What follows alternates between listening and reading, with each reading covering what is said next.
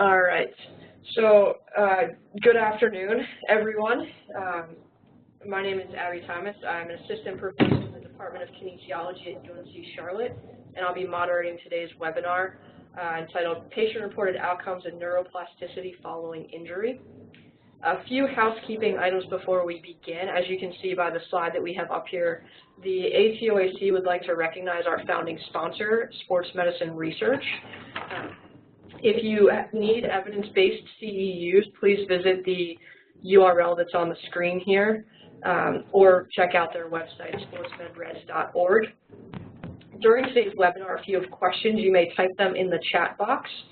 You can do that during the presentation, and I will compile them, and then we can pose those to Dr. Grooms at the end of the presentation. Or when we get to the Q&A portion, you can unmute yourself by clicking the headset next to your name. So if there's a red X next to it, you're muted currently, and then you can pose any questions that you have that way. So today's webinar was supposed to feature both Dr. Dustin Grooms as well as Dr. Janet Simon. Unfortunately, Dr. Simon cannot be with us today, and she sends her apologies for that. So our speaker today then is Dr. Dustin Grooms, who is currently an assistant professor in the Division of Athletic Training in the School of Applied Health Sciences and Wellness at Ohio University. Dr. Grooms received his bachelor's degree from Northern Kentucky University, his master's from the University of Virginia, and his doctorate from the Ohio State University. His main research interest is how the brain and movement mechanics change after musculoskeletal injury and therapy. Dustin, it's all yours. Thank you very much, Abby. Thanks for coordinating this, and thank you to the ATOAC for keeping these webinars going. I think it's really good for our community. Again, Dr. Simon won't be able to join us. She had an untimely family death, and she wasn't able to be here this week. So the first half is technically her area of expertise in patient-reported outcomes. I will provide her contact information. I'm sure it'll be on the website as well. She's an ATOAC member, so you can track her through there. So if anyone has further questions or would like her to elaborate on anything, please do. I will not do these first few slides justice. So at the beginning, we're going to go over patient-reported outcomes. Then we're going to use anterior cruciate ligament injury as a model for how we bridge patient-reported outcomes and examining the nervous system to improve those outcomes. Then we'll talk about a few future directions and some clinical implications of our work. Patient-reported outcomes are very important as athletic training, especially as athletic training transitions to an entry-level master's degree.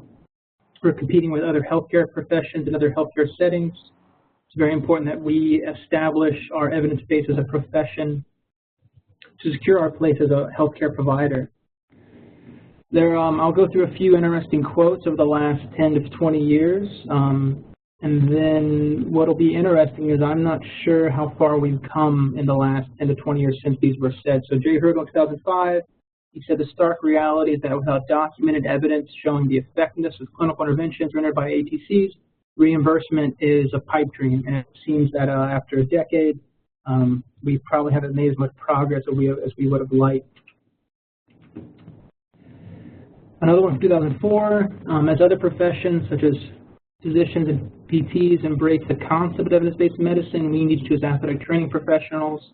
Otherwise, we may run the risk of gaining the reputation that we do not regard evidence of effectiveness and critical thinking as highly as other professions. This reputation may affect patients as they decide who will provide their care. And Chuck Kimmel, former NATA president, also in 2005, he appealed to our research and academic community to quickly develop and complete research projects that will demonstrate the value of athletic trainers to employees. We need these to demonstrate the cost-benefit analysis. So this is something that I think we all know as practitioners, but we may not have the evidence to support it. And the reality is, without this sort of data, it's very hard to make an appeal to governing bodies and legislators that we should be elevated to the proper status of healthcare professionals. We must show that our services restore function, improve quality of life, reduce re-injury rate, and importantly, are cost-effective and worth pursuing. So we question the quality and nature of the cares ATs provided and are allowed to provide according to patient types and practice settings. So there's a lot of variables to manage, and we'll go through a few of those when we consider how to implement patient-reported outcomes in your practice. So athletic training has been recognized as a healthcare profession for over 20 years. However, there's still a lot of misconceptions about what an AT is and what are AT services. So having patient-reported outcomes research is the gateway to share our success with the healthcare community, but also with our patients.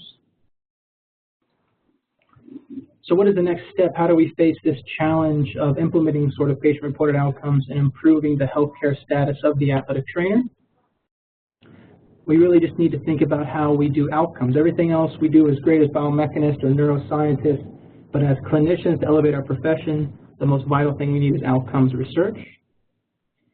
Normally we think of patient-based outcome measures, things that are extremely relevant to the patient and we tend to focus on. So what is their perspective of recovery? This is one reason why chiropractic care has been so successful, because the patient feels like something has just happened, and from their perspective, they may feel like it's working. So this is where placebo effects can come in. There's a few examples such as health-related quality of life. We can just straight measure mortality, morbidity, and then there's also disability, and then patient satisfaction is becoming more and more common in healthcare, especially at the physician level. Normally we think of markers of recovery as objective, as things that we measure in our clinic or we measure in the hospital. These tend to give us more concrete data. But what's perhaps more important to our patients is their subjective function. So how are they doing in their activities of daily living? How do they perceive themselves to be doing? Because that has a big impact on how they actually do in their daily life. And there's a moderate correlation between the two, but it's not as good as we would hope. So we have this disconnect between clinician-based measures and patient-based measures. So clinician-based outcomes tend to evaluate not only the physiologic conditions such as the health condition, specific body and structures function. They'll ask specific questions about how well can you run and cut, how well can you go up and down stairs, etc. And we pair that with more objective hard evidence, which is what we tend to measure. These tend to be impairments, so they lose a certain level of strength or lose range of motion. And we like to think those infer quality of life, but not always. The patient-based outcomes tend to be based on subjective or questionnaire-based tools. What's interesting is these can vary due to the patient's unique voice and their own perspective. So this is why it's very important to build rapport with patients, because a lot of this is their own view on how the therapy is going or their own improvements, even if they're objectively not experiencing improvements. And there's multiple different sort of characteristics of these surveys. They can be general, so overall, how are you doing, versus very, very specific items targeted at the knee, ankle, joints, or different pathologies. And they can range from very short to very long. We'll talk about a few of these to give an overview. They're usually lumped in as sort of a generic or general, and these tend to measure quality of life or overall function. In athletic training, we may consider more of the specific scale, such as the lower extremity functional scale, the COOS, the IKDC, etc., that measure specific joints or specific pathologies. The specific scales tend to only be good with certain types of patients, whereas the general scales, while they may be a little more important because they may measure overall quality of life, they are also able to be used in a wide range of patients. And then we can also think of think of surveys as limited, single item, very quick, and it's probably every single clinician probably uses these. These can range from as simple as 0 to 100, how are you doing today? That would be a single item scale. And it's a validated, reliable measure of health-related quality of life. And so that can be an outcome measure. Then we have these multi-item scales. They get much more specific, and they give you more of a comprehensive view, but they tend to be targeted at a single joint like we talked about before.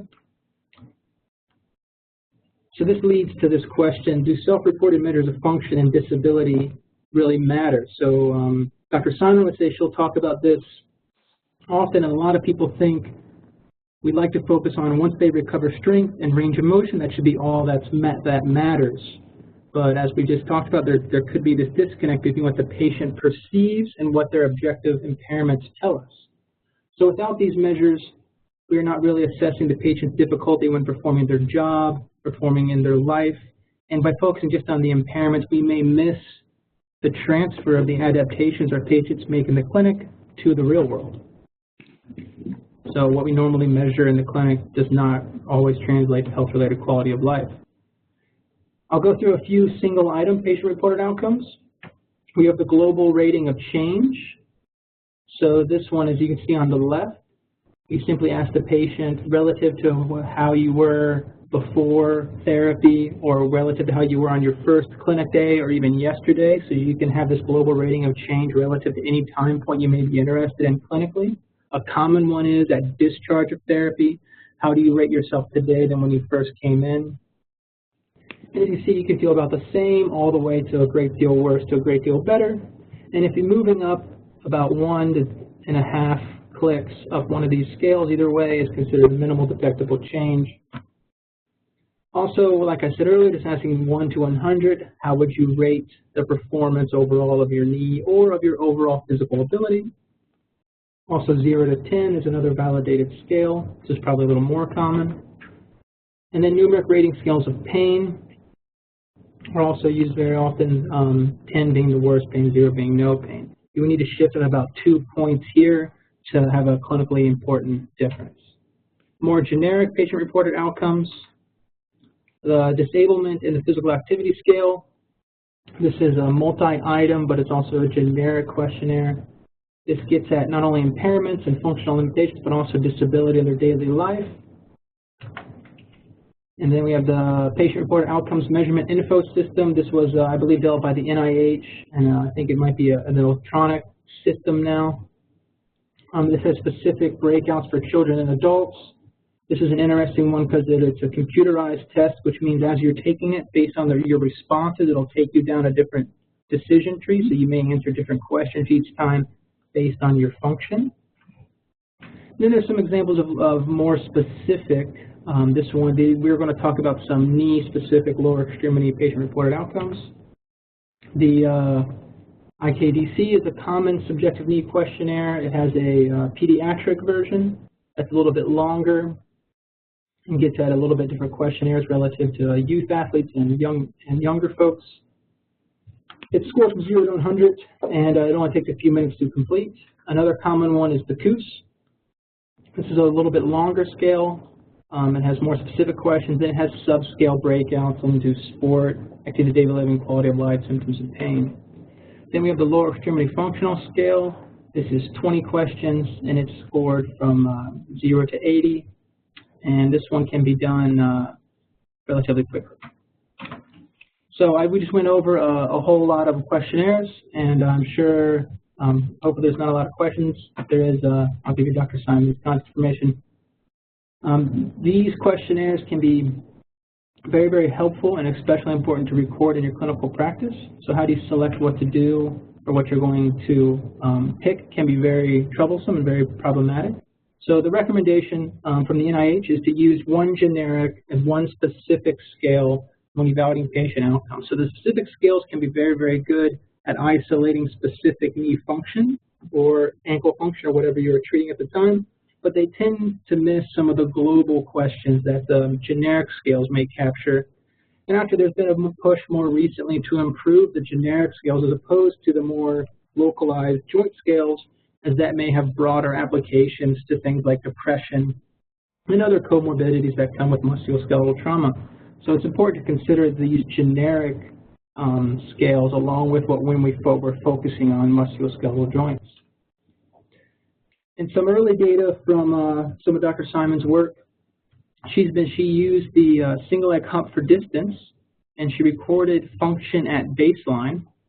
And then she recorded single leg hump for distance at discharge from rehabilitation. And then she also tracked patient outcomes. So there is this question in the literature that if people recover relative to their contralateral limb, is that as good as recovering to baseline? Now, intuitively, we would think recovering to baseline would be ideal because the contralateral limb, as we know from all our biomechanics and neuroscience research, it also experiences changes. But she found some interesting preliminary data she'd like me to talk about today. At the time of injury, so we have 4 individuals who restored their function based on the single leg hop for distance. They were able to jump within 10% of their baseline hop. Then we had 11 individuals, these are all high school athletes, who did not restore within 10% of their baseline hop. At the time of injury, they had basically the same patient-reported outcomes. They're all impaired. At discharge from therapy, you may notice that the restored function individuals, they were all in the 80s to 90s for their patient-reported outcomes. So this is out of 100, 100 being great, 100 being top. And as you can see in the change, the ones who restored function had the biggest improvement. The ones that did not restore function had a much, much less of an improvement in their patient outcomes. So there is this connection between what we objectively measure and our patient's function, especially relative to their baseline. So it may be more important to restore our patients to their baseline function if we can have that data.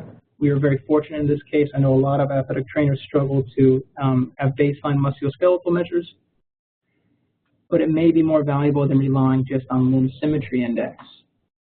And this is also confirmed post-injury in the Delaware Oslo cohort across several studies showing that those who have better single leg hop distances and better symmetry at baseline after injury, they will have better patient-reported outcomes years later. So this indicates that a single leg hop, or what we measure clinically and functionally, can have an impact on patient-reported outcomes. Now to switch gears a little bit in thinking about what are ways that we can target this functional patient performance to improve those outcomes. So if we know that single leg hop for distance or other functional impairments can translate to improved patient outcomes, what other things can we do to improve that performance? And normally we think about human motor control and human movement. We think about these things on the right: gait mechanics, cutting mechanics, jump landing mechanics. We tend to measure these as the final output of the neuromuscular control system, but there may be a swath of other variables, of other things going on in the human neural control system that we can intervene on that we maybe haven't up until now, mostly because we haven't been measuring it, that could improve our mechanics and then hopefully improve our patient outcomes.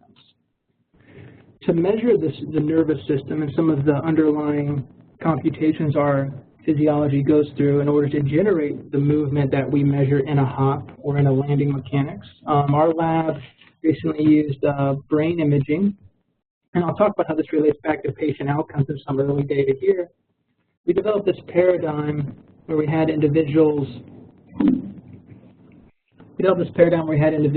lay in the scanner, and they would move their knee for 30 seconds, and they would rest for 30 seconds. And then we subtract the two from each other, and we're able to get the brain activation pattern for knee movement.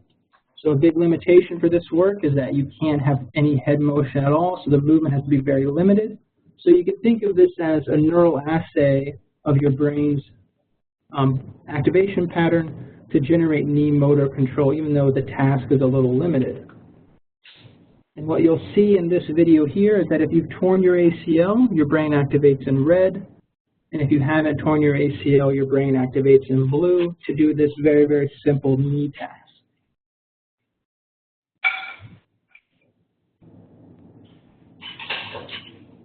So as you probably can qualitatively see, there's a lot more red and a lot less blue overall. So the ACL brain is activating overall more to generate knee movement. And we found a host of different activation differences. 3 regions activated more and 2 regions activated less. I want to focus on 2 specific regions as they were related to some of the Coos scale, some of the patient-reported outcomes, indicating these might be neural targets to improve function in addition to targeting some of our physical performance targets like the single leg hop for distance. The 2 regions I'll talk about is the lingual gyrus, which is an area in the brain that processes proprioceptive and visual spatial information. So if you have congruent sensory and visual input, this region will activate a great deal. Or if you disrupt sensory input, this region will activate a great deal to help compensate with visual spatial information. The other region I'll talk about is the secondary somatosensory region. This region activates more when someone is experiencing pain. What's interesting with our patients is that they were at least 6 months post-reconstruction, and they were returned to play. So they were done with their rehabilitation. They were pain-free at the time of scanning, but their brain still activated as if they were experiencing pain. We think this has to do with the traumatic memories associated with the ACL injury influencing their sensory function. So in our COO scale and our patient outcomes, in this cohort of 15 ACLRs, we found that the sport subscale was the lowest, as you may expect, as this has the most advanced questions. And it gets at the higher level function regarding sport activities such as cutting, landing, jumping, engaging in their higher level activities. Interestingly, we found that those who had increased lingual gyrus activity, or this integrative proprioceptive visual area, they had better COO sport subscales. And then we found a similar thing with that secondary somatosensory area. So as that increased activity, we had also increased patient-reported outcomes on the sport scale. So what's interesting with this work is that in some ACL deficient individuals, there was some interesting data that showed those who had the biggest brain change on EEG, so they would stimulate the perineal nerve, which innervates the ACL and carries the signal to the brain. On your left, where you can see the orange, that is someone who has an intact ACL, how their sensory cortex and superficial cortex turns on with stimulation of perineal nerve. And on your right is someone who is ACL deficient, where they've lost that connection from the knee to the brain. What Courtney and colleagues found was that those who had the biggest loss had earlier hamstring activation and had better postural control. So it seemed like the more the brain changed after injury, the better their motor function. So this is very preliminary data, as well as our own data at N 15 for patient outcomes.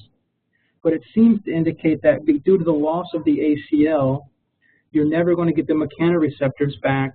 So we need a cortical change to help drive motor adaptation that could be advantageous. So it may be those that experience the biggest brain change have better sport function because they're able to compensate for the lost ACL, similar to what Courtney found in their biomechanics lab.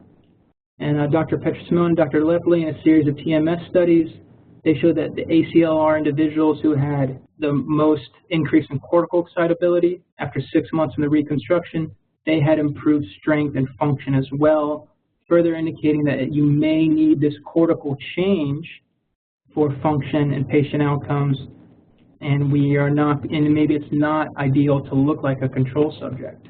So what are some ways that we can influence brain activity in these regions? I wanted to give a few clinical pieces that may be capable to do that, some things we're experimenting in our lab. One thing to think about, when the injury event happens,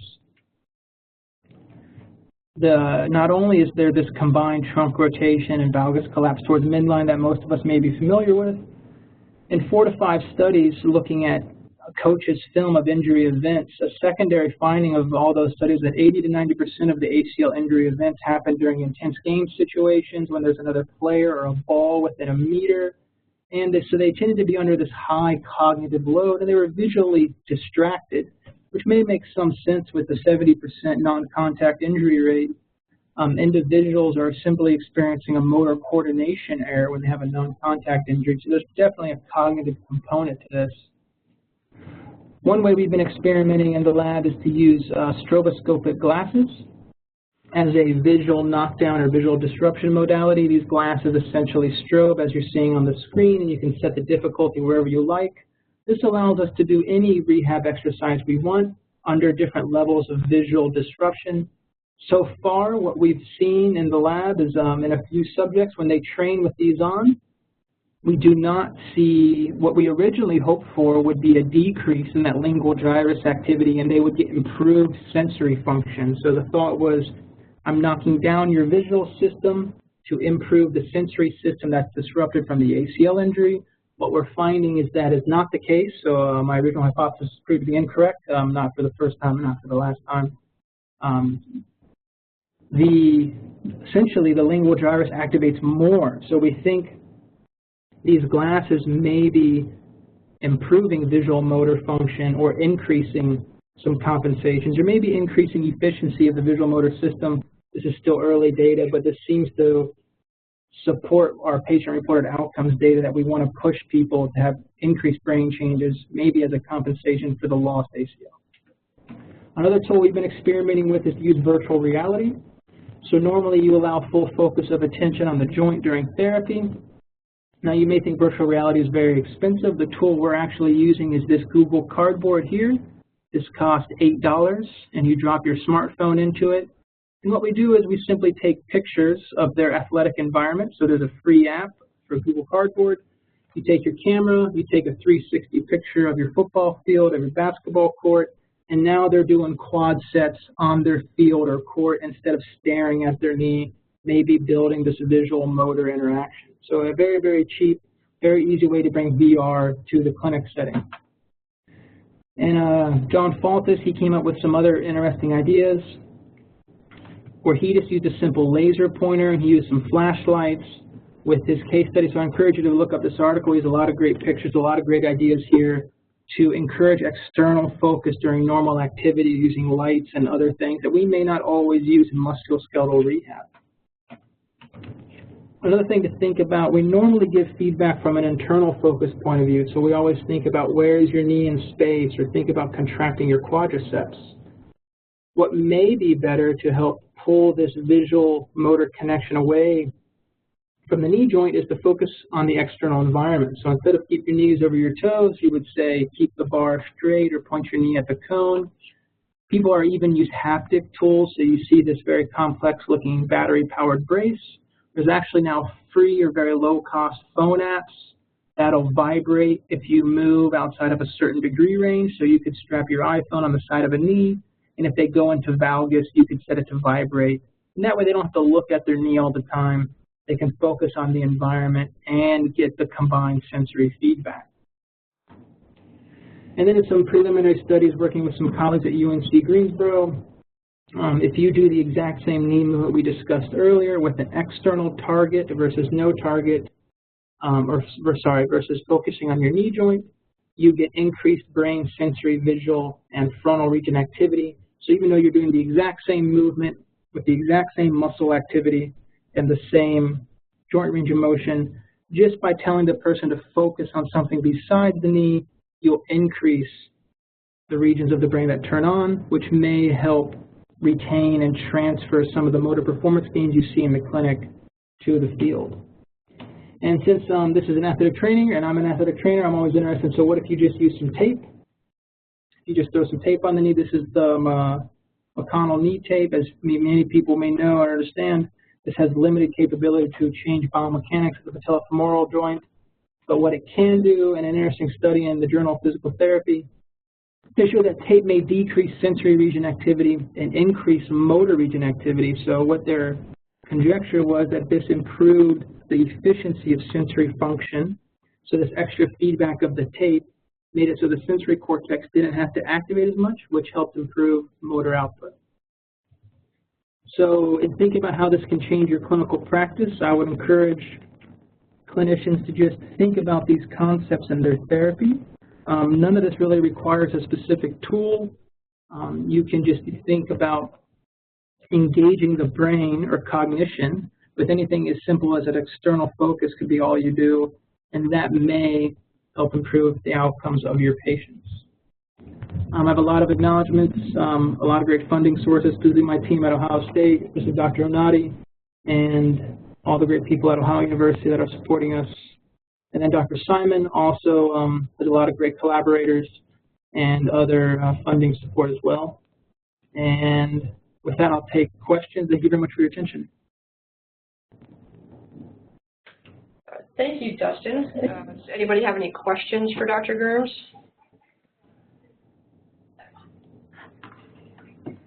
So I'll start with a quick question for you, Dustin.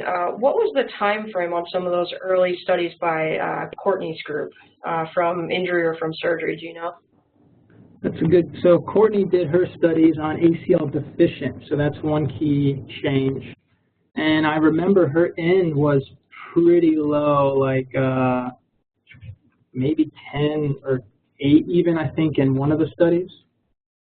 Okay. And she had some variable time from injury as well, so it wasn't necessarily the best controlled study ever, but it was interesting nonetheless. That so I just pulled it up. She had 7 subjects with ACL deficient, so she only had. She had 17 total. 7 were controls, and the other 10 were the coper she was looking at versus adapters. Okay. So it's very limited, but it's just an interesting idea that maybe we don't want our patient to look like controls. Maybe we need them to make adaptations.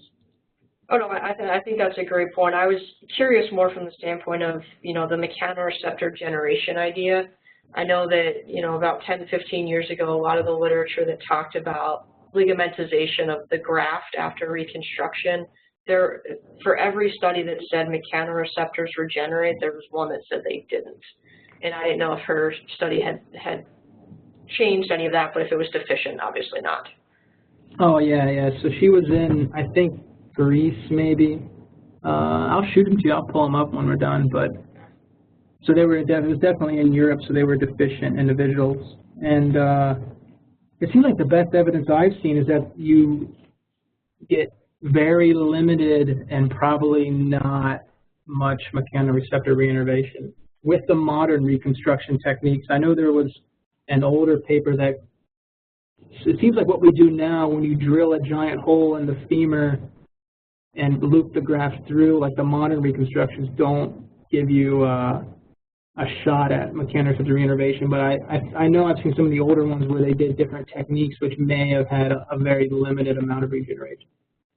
Right, and obviously it takes, you know, months to years for that to happen, and we're not testing people in that time frame. You know, we're testing them before any regeneration could possibly even take place. Right, absolutely. So it looks like their month since injury, Abby, was about, it says 59 months to 90. So they were pretty far away, and so they were not getting that connection back in the people who functioned best. So it's probably more evidence for not. More evidence in support of remaining ACL deficient, huh? Maybe. Don't tell the surgeons. Hey, I'm not here to make that money. I'm just here to get people better. So are there any other questions for Dr. Grooms this afternoon? Yeah, I know that ran a little quick. I didn't really have much commentary for the outcomes part. No, that's fine. Luke, I'm sure you've got a question or two floating around here. I guess some of my question would be is have you come across anything, or are you doing anything where you start implementing these external task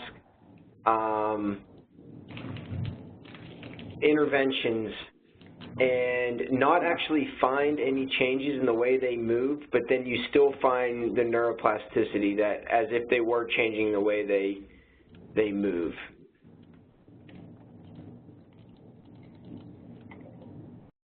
So the one study with UNC Greensboro, we controlled for their quad activity, their joint range of motion, and there was no force, it was an open chain. So those were all the same, but we had a lot of brain regions turn on differently.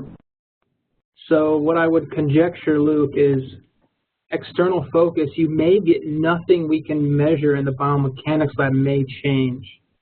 So someone who has good knee alignment, you tell them to focus on their knees over their toes versus focus on the cone.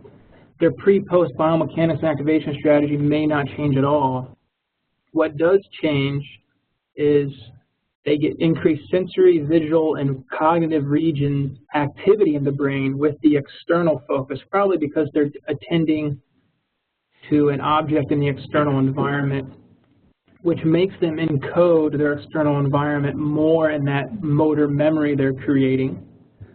And that is what allows them to transfer that motor pattern outside of the clinic to outside of the clinic to the field. So there's a host of literature and just more basic neuroscience. Like if you want to do better on your exam, you study in the room where you're going to take the exam, because as you're memorizing those things, you will also encode with those memories the smell of the room, the feel of the room, the auditory stimulus in the room. So those same principles apply to motor learning as well. So that's why wherever you practice, that's where you'll perform best. So if you can increase those sensory regions activity during motor learning, you're more likely to create a memory that you'll retain and transfer. So that second part, we haven't tested transfer or retainment regarding external focus. I think some of the Netherlands, Anna and Ali, have worked more on that. But there's definitely an excellent body of neuroscience literature supporting that if you can increase brain region activity associated with the environment, you should get a better, more solid memory. Even if you don't see anything, you can measure biomechanically. Okay, yeah, no, I've always been interested in that concept. Obviously a completely different mechanism, but I've always found that it seems like once you potentially, the reason I ask is I was just wondering if you almost, not to make it as simple as flipping on a light switch, but potentially having that pathway being changed, even though it might not change the outcome, potentially when you're then in a different environment, it could then lead to a different outcome. If that makes any sense whatsoever. Yeah, it does make sense, and I think where you would see the biggest effect if all this stuff works, kind of like what Anna showed, is that you may see a retention and transfer effect more than an immediate effect. So I think what you said is right on. Great, thank you. Thank you. Looks like there's a question. Should I read? Yeah, if you want to go ahead and read that, you can. Okay. Thank you for attending the webinar, sir or ma'am. Hello, so my question is there a difference in between exercises that have the purpose of neurological reeducation of certain muscles versus exercises with the purpose of increasing strength, endurance, power in regard to trying to increase engagement of the brain? Is there a difference?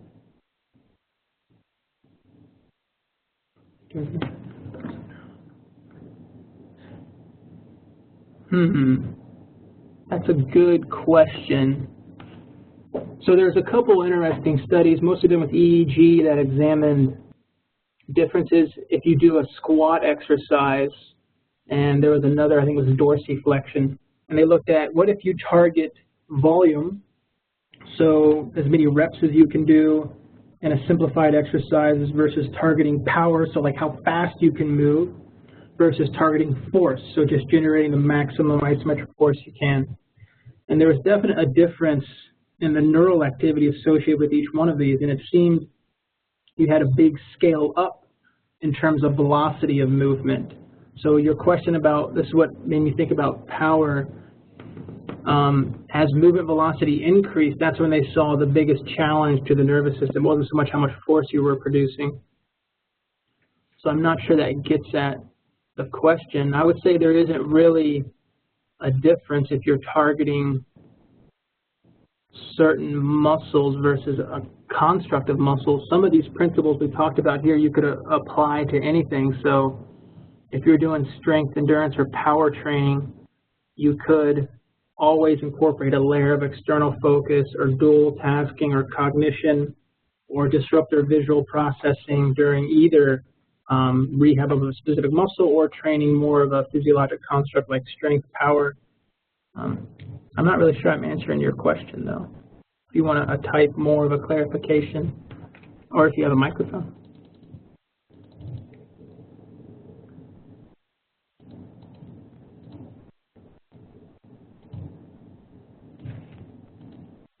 What do you think, Abby?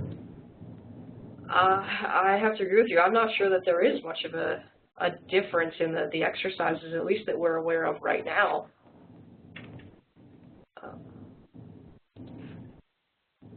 I mean, I like to think that there is, because maybe we're just missing something exercise-wise that could get these people back where they need to be.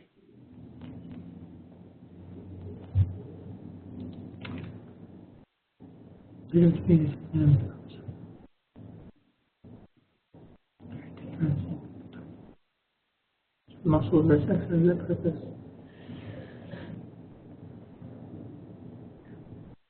So I guess the short answer is the brain engagement will change based on some literature, but you can always think about adding a neurological component to either of those.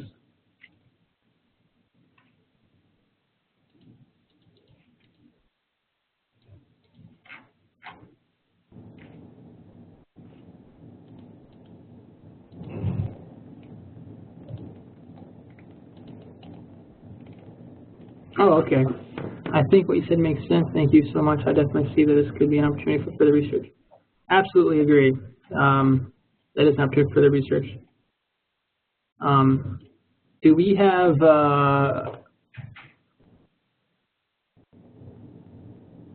Perito Munez's email? I could send him that EEG article, I think, which gets at kind of his questions more, if he or she would like more information on.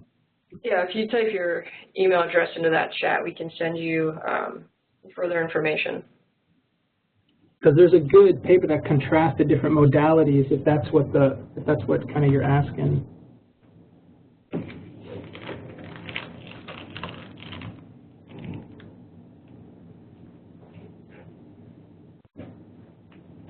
Yeah, thanks for sending that. We can shoot some more articles off to you that will kind of help address that question a little bit better. Yeah. Are there any other questions for Dustin at this point?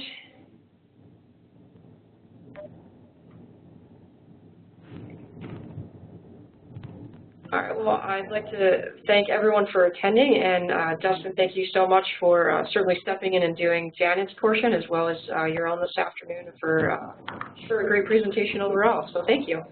Thank you very much, and thanks for having me. Have a great day, everybody. Thank you.